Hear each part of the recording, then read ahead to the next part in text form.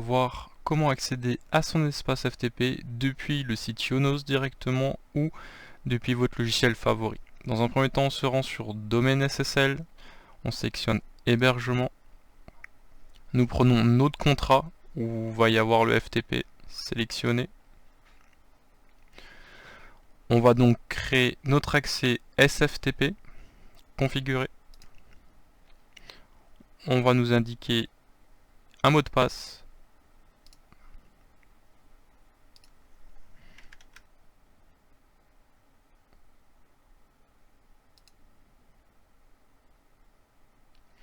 À partir d'ici, nous voyons qu'on a bien créé notre utilisateur principal.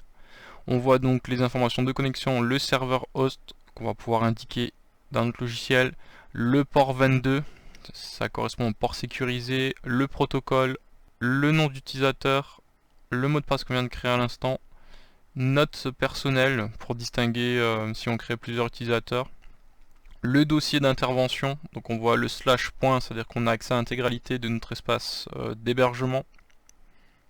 On voit également que Yonos recommande certains logiciels, on va y faire un tour, et vous avez donc la possibilité de télécharger des configurateurs pour CyberDuck et FileZilla directement. Donc on se rend sur logiciel FTP recommandé,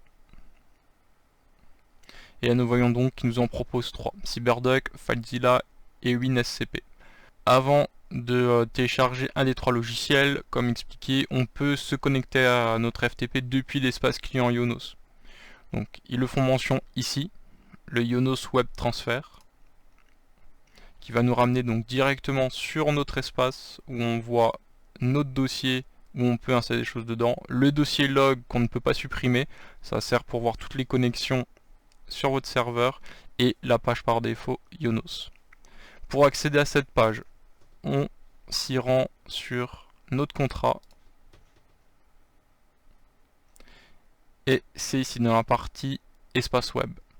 Vous avez donc le quota maximum, le nombre de fichiers atteints et le domaine utilisé.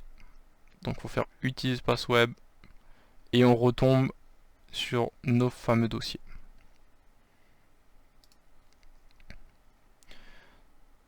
Donc pour le SFTP, administrer, logiciel client FTP recommandé. Arrivé sur cette page, vous avez donc le choix de télécharger un des 3 logiciels proposés et recommandés par Yonos. Je vous invite à cliquer sur un des 3.